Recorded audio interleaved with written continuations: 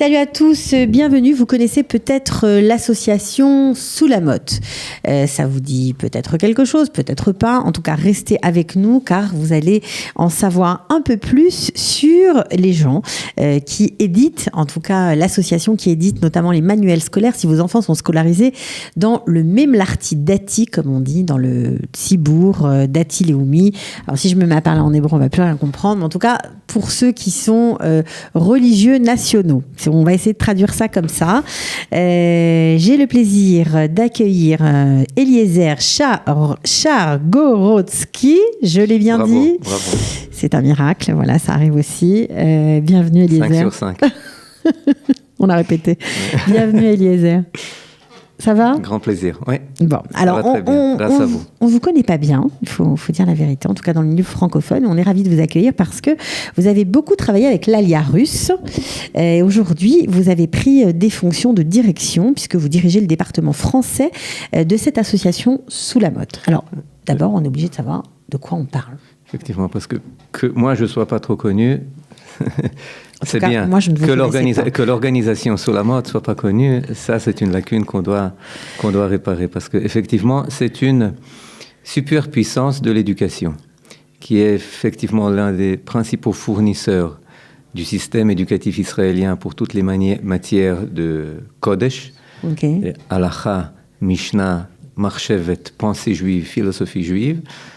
Quand j'ai commencé à travailler dans cette organisation, tout d'un coup, j'ai ouvert les manuels de ma fille, de mes enfants, et je vais dire, j'ai vu le centre, bon, à l'époque ça s'appelait pas Soulamotte, ça s'appelait Merkaz Halacha Ve'Hora'a, c'est-à-dire le centre d'enseignement de la Halacha, mais vu que depuis les thèmes touchés et abordés par l'Institut, le centre Soulamotte, se sont tellement diversifiés et maintenant ils comprennent tellement de champs très très larges, eh bien, on a changé de nom et c'est devenu Soulamotte, en référence au Soulam à l'échelle de Yaakov, qui est là pour relier... Parce que Soulam, ça veut dire échelle en hébreu, pour ceux qui ne le savent pas. Ouais. Effectivement, pour relier l'abstrait, le concret, le pratique et le spirituel. Il faut dire aussi que c'est sous la présidence du Rav Yosef Tzvi-Rimon. Mm-hmm. Vous l'avez dit. C'est lui oui. qui a créé cette association il y a 8 ans. Oui, c'est-à-dire l'activité a commencé bien avant, mais l'association, avec les plus de 60 personnes qui y travaillent aujourd'hui, en 5 langues, essentiellement en hébreu, mais aussi en espagnol, en anglais, en portugais, en russe, surtout encore une fois en hébreu, eh bien c'est effectivement il y a 8 ans. Ok, alors vous faites beaucoup de choses, hein. Vous êtes notamment très fort aussi en ce qui concerne les programmes scolaires numériques. Il y a des livres évidemment, mais il y a aussi du numérique et c'est tant mieux. Tout ce qui concerne les matières juives en fait. Et là vous venez de sortir, je crois, des manuels en fait concernant avec des sujets juifs, oui. Notamment la médisance, un manuel qui est sorti en français. Mais alors c'est adapté, ce n'est pas traduit de l'hébreu. Vraiment vous adaptez à la langue dans laquelle vous traduisez. C'est-à-dire, c'est pas pour rien que chaque département est lié à tous les autres, mais il garde toute son autonomie. Pourquoi ? Parce que la traduction qu'on fait, ce n'est pas seulement une traduction mot à mot, mais c'est une traduction qui adapte le manuel à la culture et effectivement au fond culturel auquel il doit apporter ce manuel et ce livre. Alors, c'est quoi la spécificité de vos publications ? Simplicité, profondeur, clarté. Et c'est très interactif. Et comme nous avons parlé il y a 10 minutes, avant de mettre en marche, je crois, vous avez mis le doigt sur les choses essentielles. C'était que le système éducatif, pas qu'en Israël, mais partout, met l'accent sur le contenu. Il ne met pas l'accent sur la motivation de l'élève à apprendre cela. C'est ça, parce que je pense aux mamans françaises qui nous écoutent, francophones en tout cas, qui sont là depuis quelques années, voire qui viennent d'arriver et qui veulent que leurs enfants aient un enseignement un peu plus religieux, ou du moins religieux, qu'ils connaissent nos sources. Donc on les met dans des structures, même l'arti dati, comme on dit, Et c'est un peu la déception parce que les heures les emplois du temps sont très très chargés. Il y a beaucoup d'heures de cours. On a l'impression qu'on est dans la quantité et que l'envie d'étudier, ça passe un peu en bas de la pile. Complètement. Je pense qu'il faut dire les choses telles qu'elles sont. Il y a aujourd'hui effectivement une crise, et c'est pas une crise de l'éducation, c'est une crise des élèves dans l'éducation, du lien qui est rompu entre le désir, les intérêts des élèves, de ceux qui viennent et qui sont indépendants et qui ont des nejamot, des âmes, je vais le dire honnêtement, des âmes de l'époque de la délivrance, de la Géoula, qui sont plus prêts à avaler tout près ce qu'on leur donne, qui veulent être partenaires. C'est-à-dire, si on n'intègre pas aujourd'hui l'informel, si on n'éveille pas leur désir à apprendre, cela ne va pas marcher. Peut-être qu'ils vont connaître, mais si tout le but du système scolaire, c'est d'être une usine à notes, ça ne va pas marcher. Oui, mais en même temps, c'est un peu ça, parce que ce sont des matières qui sont enseignées pour le baccalauréat, le bagrout, comme on dit en hébreu, et on a l'impression que les enfants apprennent parce qu'il y a des examens, et puis maintenant le goût d'apprendre, ça passe à l'as, quoi. Je vais vous donner 2 exemples. Comment on peut pallier cette chose. Un exemple, c'est le temps mort, les vacances de l'été. Les vacances de l'été, alors là, les élèves sont libres de l'école. Et comment essayer de les occuper ? Eh bien, un des projets, c'était de faire des courts-métrages pour enfants de l'âge de 6, 7 jusqu'à 13, 14, 15 ans sur les éléments les plus actuels de la Mishnah. Alors, c'était Baba Metzia. Comment trouver des choses perdues, quand est-ce qu'on doit rendre, quand est-ce qu'on est libre de rendre, etc. Eh bien, je dois admettre que mes enfants, ils demandaient à voir la prochaine émission avant d'apprendre les résultats du mondial. Et c'était 7-10 minutes tous les jours, mais c'était fascinant. Des courts-métrages. Des courts-métrages pour enfants. Maintenant, chose intéressante, c'est que l'année prochaine, ils préparent déjà le scénario et il y aura parmi les héros de la série une famille francophone d'Olim Hadashim qui sont venus et qui feront partie de cette série pour enfants. Alors c'est quoi ? Justement, c'était la question. C'est un court-métrage, c'est une série pour enfants, c'est un truc qui est pour la télévision israélienne, c'est interne à votre association ? Oui, ça a commencé quelque chose d'intérieur et pour finir, ça a été acheté par Yes pour que ce soit présenté. Pourquoi ? Parce qu'ont été développées 20 séries sur Baba Metzia, 20 séries, chacune de 7, 8, 10 minutes, avec des suppléments par-ci, par-là. Les enfants, ils étaient fascinés. Maintenant, deuxième exemple que je veux... D'ailleurs, ça pourrait être traduit en français. Ça pourrait être, bien sûr, c'est toujours une question de fond. Alors, deuxième chose, plateforme numérique. Maintenant, on n'a pas trouvé des plateformes numériques qui répondent aux besoins de l'éducation. Qu'est-ce qu'on a fait ? L'organisation Soulamot, elle a pris des spécialistes en informatique, qui sont aussi des éducateurs, qui sont des enseignants, et qui ont développé à partir de zéro une plateforme numérique qui maintenant conquiert peu à peu. Elle est la plus performante en Israël. S'appelle Classi. Elle s'appelle Classi.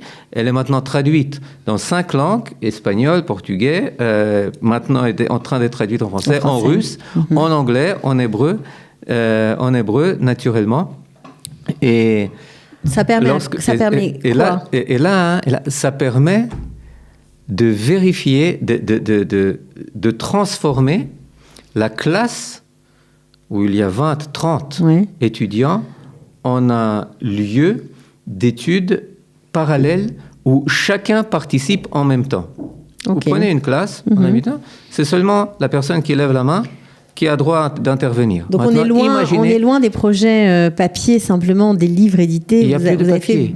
Il n'y a plus de papier. Et le rôle du professeur, le rôle de l'enseignant, c'est de voir sur son ordinateur qui avance bien, qui avance moins bien, et lui, il s'adresse directement aux élèves qu'il voit qui sont confrontés à des problèmes.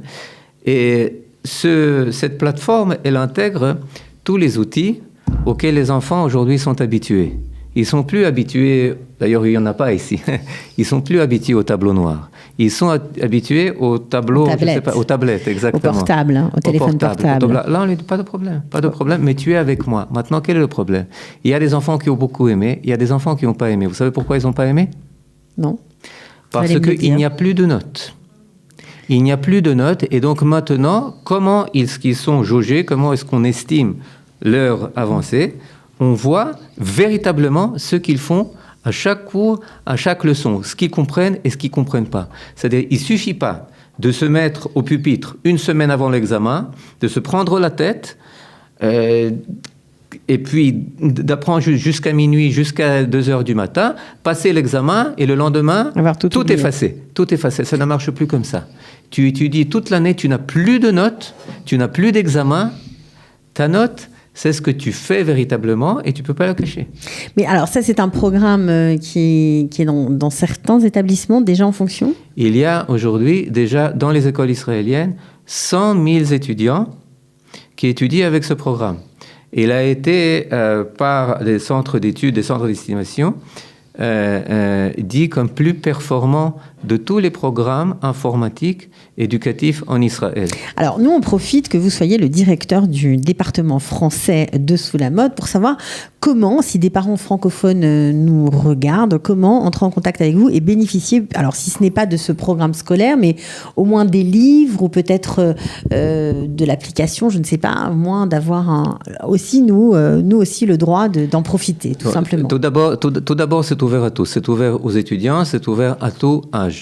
Il y a des livres qui sont basés sur des questions, par exemple, où est-ce que je monte, sur les questions des enfants, sur les Elchot Shabbat. Il y a des mêmes livres qui sont sur Yom HaAtzmaut et Yom Yerushalayim, Sfirat HaOmer, le décompte du Homer. Il y a des livres qui sont pour des rabbins et il y a des livres qui sont pour les enfants. Vous pouvez entrer sur le site Sous la Motte. Et en programme virtuel? Et en programme virtuel, vous pouvez dire Ratzim le Mishnah, par exemple, si vous voulez voir les films. Maintenant, si vous parlez russe, il y a d'autres films. Si vous parlez français, il n'y a pas encore de films qui sont traduits en français.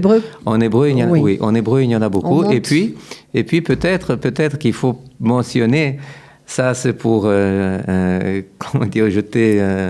l'encre un peu loin, mais qu'il y a des problèmes. Quand on parle d'éducation à tous les niveaux. Un des projets peut-être les plus ambitieux de Sous la Motte, c'est un énorme parc d'attractions Disneyland qui sera appelé Bezrat Hashem Plaim, qui est en projet au sud d'Israël, qui sera consacré à faire le lien entre le monde des attractions, du divertissement et le monde juif. Le monde de l'esprit. Le monde de l'esprit, le monde du temps juif, le monde du peuple juif, c'est-à-dire que vous allez entrer là-bas, pas seulement pour rencontrer les héros de Disney ou je sais pas, de Calimero ou autres, etc. Mais pour connaître notre histoire. Mais pour connaître notre histoire au travers de tous les sens, de tous les sens de votre cœur et de votre tête, et essayer de relier effectivement tout ce par quoi on connaît le monde, et pas seulement par l'esprit. Alors beaucoup de projets, on a compris ça, que les livres, c'est ce qui a fait que l'association a démarré, mais là vous en êtes bien loin, vous continuez, mais vous ne faites plus que ça, vous faites encore beaucoup d'autres choses. Il y a aussi un très beau projet qui a été mené par le Rav Rimon, c'est Tassou Katif. Vous pouvez nous en dire un mot? Un projet fantastique. Je vous remercie d'avoir posé la question, parce que ça démontre ô combien véritablement Sous la Motte, ça fait le lien entre le social et le spirituel. Lorsque 8000 juifs ont été jetés hors de Gush Katif l'été 2005, véritablement rien n'était prêt pour qu'ils trouvent un autre emploi, pour qu'ils soient réembauchés quelque part. Et le Rav Yosef Tzvi a fait une chose très simple, a organisé un centre d'embauche sur mesure pour ces personnes, et après plusieurs années, près de 1500 personnes ont été réembauchées, chacun selon ses désirs, chacun selon ses besoins, chacun selon ses capacités. Et c'était une chose, je dois admettre personnellement, que lorsque j'ai entendu comment cela a été fait, avec quelle écoute et quel respect et quelle préoccupation pour l'état dans lequel étaient ces personnes. Ce n'est pas eux qui venaient au centre d'emploi, c'est les spécialistes du centre d'emploi qui venaient les voir, qui peut à midi et d'autres personnes à minuit ou à 2 heures du matin, selon les occupations et préoccupations de chacun. Ouais, c'est un projet social extraordinaire. Un projet social. Et là, bon, le second volet, vous allez parler avec Myriam, elle va en rencontrer beaucoup plus, mais autant le centre du Rav Rimon sous la Motte s'occupe de l'éducation, autant il s'occupe des soldats, des couches défavorisées, etc. etc. Alors, c'est de l'éducation, mais c'est de l'éducation par le divertissement. On l'a compris, hein, je préfère préciser, oui. Parce que c'est aussi très important. Vous vous préoccupez de nos enfants. Vous voulez qu'ils continuent d'étudier et qu'ils aient vraiment envie d'aller à la rencontre de leur histoire, tout simplement. Voilà, oui. Et ne pas considérer la Torah ou les matières juives comme des matières, tout simplement. Et je pense que c'est aussi très pertinent pour tous les Olim Chadashim. Bien sûr. Pour les francophones, parce que les parents, ils sont intéressés d'avance. Alors justement, puisque vous êtes là, moi j'en profite. Si on a envie d'en savoir plus, alors en français, pour ceux qui ne parlent pas encore l'hébreu, est-ce qu'on peut vous contacter ? Est-ce qu'on peut rentrer en contact avec vous ? Oui, est-ce que vous pouvez aider quelques familles qui peinent à apprendre ces matières juives avec leurs enfants ou à faire réviser leurs enfants ? Vous pouvez les aider ? Oui, on peut donner votre numéro ou une page Facebook ou... Oui, il faut donner page Facebook, on peut donner site, on peut donner numéro de téléphone, on peut tout donner. On va tout mettre sous la vidéo, vous êtes refait, voilà, je vous le dis. Là, c'est fini, les devoirs, la galère, vous allez vous sentir beaucoup mieux grâce à notre invité. Alors, on pourrait parler encore longtemps avec vous, mais on a fait un petit tour, hein, très petit, mais au moins on aura donné peut-être l'envie de mieux connaître cette association Sous la Motte. Merci Eliezer Chargorodsky. Voilà. Merci à vous. On va laisser sous la vidéo vos coordonnées, bien sûr, la page Facebook de l'association. À bientôt. Avec plaisir. Ciao. À bientôt.